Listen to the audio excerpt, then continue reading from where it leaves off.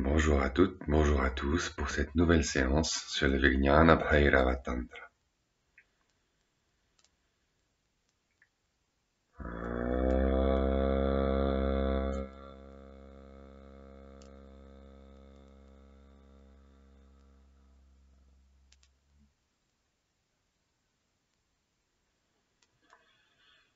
Jayanti Jagadhananda Vipakshakshapanakshamah Paramesha Mukhodbhuta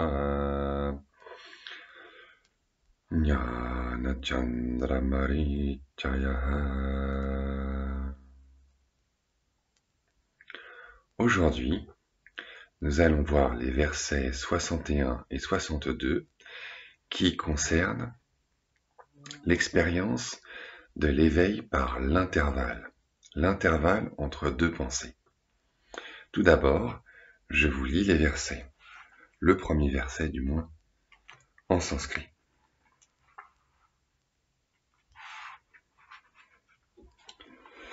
Om Ubhayor Bhavayor Jnane Dhyatva Madhyam Samashrayet Yugapatchadvayam Chaktva Madhe Tattvam Prakashate.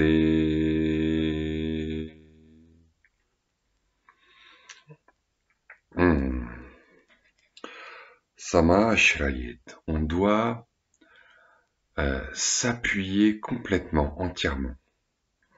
Samashrayet, c'est-à-dire complètement se focaliser sur. C'est ainsi que le commentateur paraphrase. Samyak Aikagriyena. On doit totalement se poser, c'est-à-dire poser l'attention sur quoi? Sur Madhyam, sur le centre, sur l'intervalle. Dhyatva, après avoir contemplé Ubhayor Bhavayor Jnani, après avoir contemplé l'intervalle de temps, Pratiti Kale, paraphrase, Bhavadvayasya, entre deux cognitions. Ça peut être des perceptions, ça peut être des sensations, ça peut être des souvenirs, ça peut être des images, ça peut être n'importe quelle sorte d'expérience. Entre deux expériences, entre deux mouvements, ça peut être l'intervalle entre deux phénomènes, n'importe lesquels. Bhava. Bhava, qui en sanskrit a un sens extrêmement large. Ça peut désigner n'importe quelle sorte de phénomène, d'expérience, ou comme on dit, de cognition, c'est-à-dire n'importe quelle opération mentale. Souvenir, image, sensation, perception, pensée. Et là, Madhyam, c'est Antaralam, c'est l'intervalle.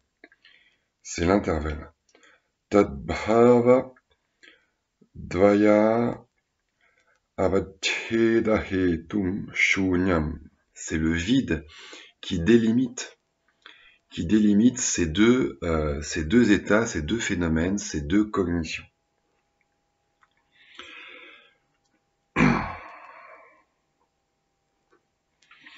Et donc on contemple cet intervalle, et Yugapatcha Dvayam Tyaktva, on lâche prise, on laisse tomber simultanément ces deux pensées, la pensée d'avant, la pensée d'après. C'est-à-dire qu'en fait, on reste dans ce vide interstitiel. Madhye Tattvam Prakashate. Et alors, l'être, la réalité qui est au centre, qui est dans cet intervalle, brille, se manifeste. Prakashate.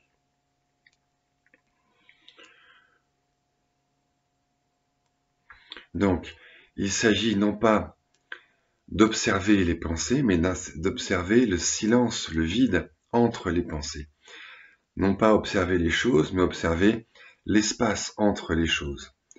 Et à ce moment-là, on réalise que cette lumière, cet espace, ce vide, ce silence, imprègne les choses et constitue l'être réel des choses, le fondement des choses, la paroi sur laquelle les choses apparaissent et disparaissent.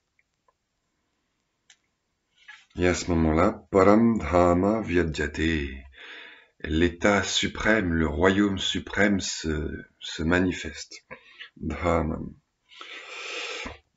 Et le commentateur Ananda donne comme exemple de deux phénomènes. Ceci est un vase, ceci est un vêtement. Hatoyam, patoyam. Ce sont des exemples traditionnels, ce sont les exemples classiques de perception. Et là, donc, il s'agit de percevoir leur centre, saram vignaya, de reconnaître cet intervalle entre deux objets, cet intervalle entre deux objets dans lequel le fond, l'être, la lumière qui manifeste tout, la conscience se manifeste en sa nudité. La conscience est toujours manifeste parce que même quand il y a des choses, eh bien, c'est la conscience qui se manifeste en tant que ces choses. Mais tant qu'il y a des choses, l'attention, la conscience est, pour ainsi dire, entièrement tournée vers ces choses. Alors que quand les choses disparaissent, eh bien, la conscience a peut-être une occasion plus favorable de revenir en quelque sorte à elle-même ou d'entrer en expansion, ce qui revient au même. Et le verset 62, Om Bhave Nyakte Niruddha Chitna Eva Bhavam Taram Vrajeta Tada Tanmadhya Bhavena Vikasati Yati Bhavana. Donc ici, c'est la même expérience, mais approchée d'une façon un petit peu différente. Une fois qu'une pensée, si on prend comme exemple de phénomène la pensée, une fois qu'une pensée a cessé, niruddha chit, on arrête l'attention. Ici, on a un exemple d'emploi du mot chit, d'ordinaire traduit par conscience, dans un sens qui manifestement désigne l'attention.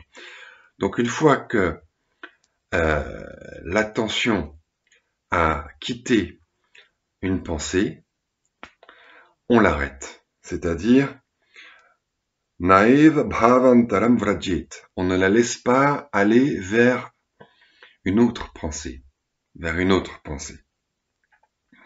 Tada tanmadhya bhavena, et alors, grâce à l'état, au phénomène, à ce qui est toujours bhava, c'est toujours le même mot, grâce à l'être, grâce à la présence. C'est un terme qui a un sens très très général. Grâce à l'être qu'il y a au centre, vikasati ati bhavana, l'actualisation, la réalisation, bhavana, vikasati ati vikasati, elle va s'épanouir à l'extrême, ati. Elle va s'épanouir à l'extrême, c'est-à-dire elle va se développer au-delà même de cet intervalle. C'est-à-dire que la conscience va reconnaître qu'elle est non seulement présente à l'état pur, à l'état nu, durant ces intervalles entre deux pensées, mais qu'elle est présente même dans ces pensées, puisque c'est elle qui se manifeste en tant que ces pensées. Elle est la lumière qui se manifeste ainsi. Elle est la lumière qui, en manifestant les choses, se manifeste elle-même.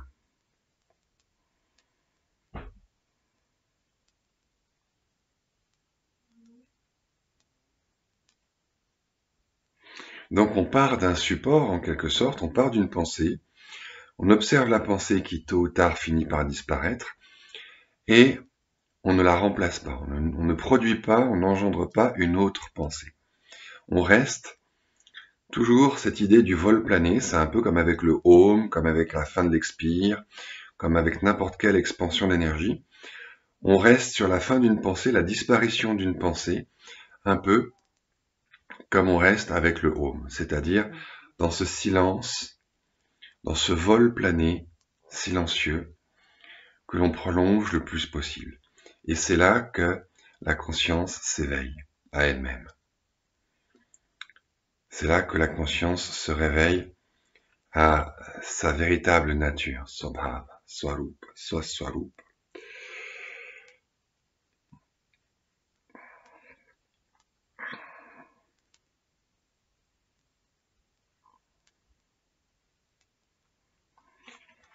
Et pour finir, je vais vous lire les commentaires tels que j'en avais proposé la traduction.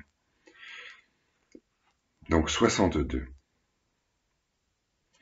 Quand on quitte un phénomène, la conscience immobilisée ne doit pas aller vers un autre phénomène.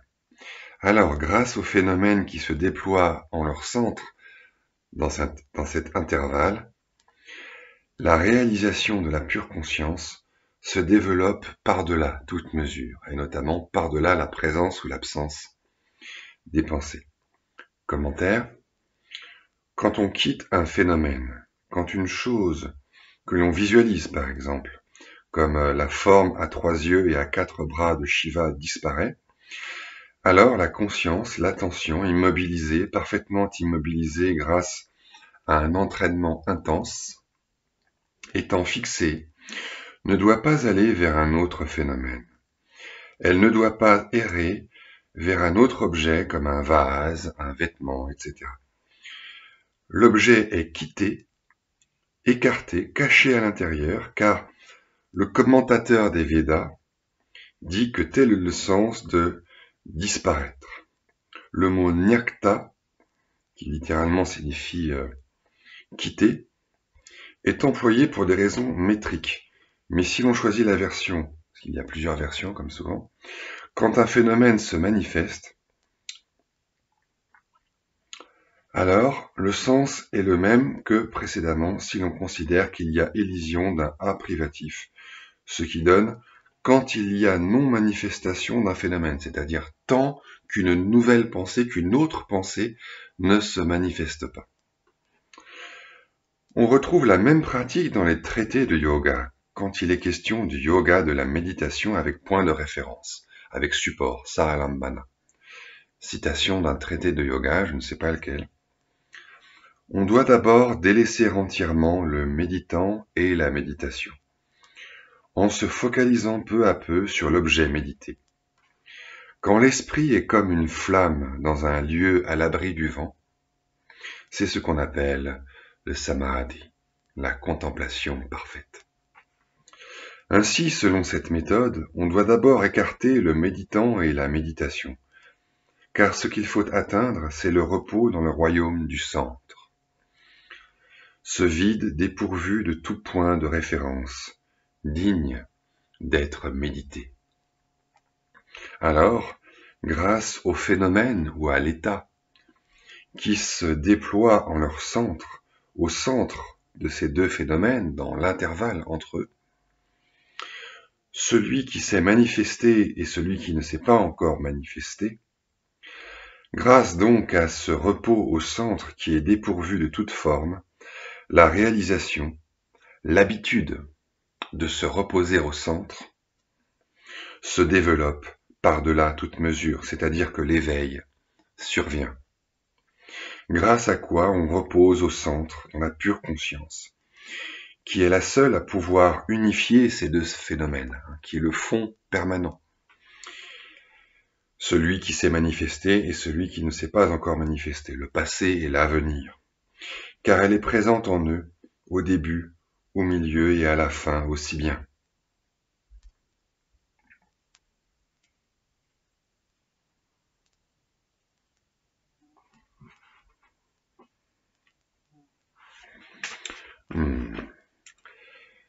Voilà. Donc, quand une pensée a cessé et que la suivante n'est pas encore apparue, il y a une présence nue. C'est l'expérience de l'éveil. C'est l'expérience éveillée. C'est la pleine expérience. C'est l'expérience de l'expansion, de l'expérience nue.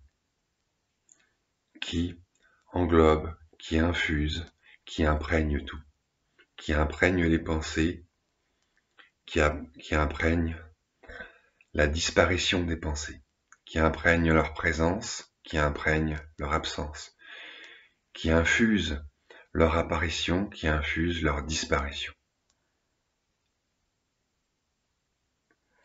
Ce qui revient à la même chose que la pratique du Om ou la pratique de l'écoute, de la fin de l'expiration. Entre la fin d'une expiration et le début de l'inspiration suivante, il y a cet intervalle d'équilibre, cet intervalle qui n'est ni ceci ni cela, cet intervalle de pure présence, tranquille, paisible. Voilà. Je vous remercie pour votre attention et je vous donne rendez-vous pour une prochaine séance. Merci.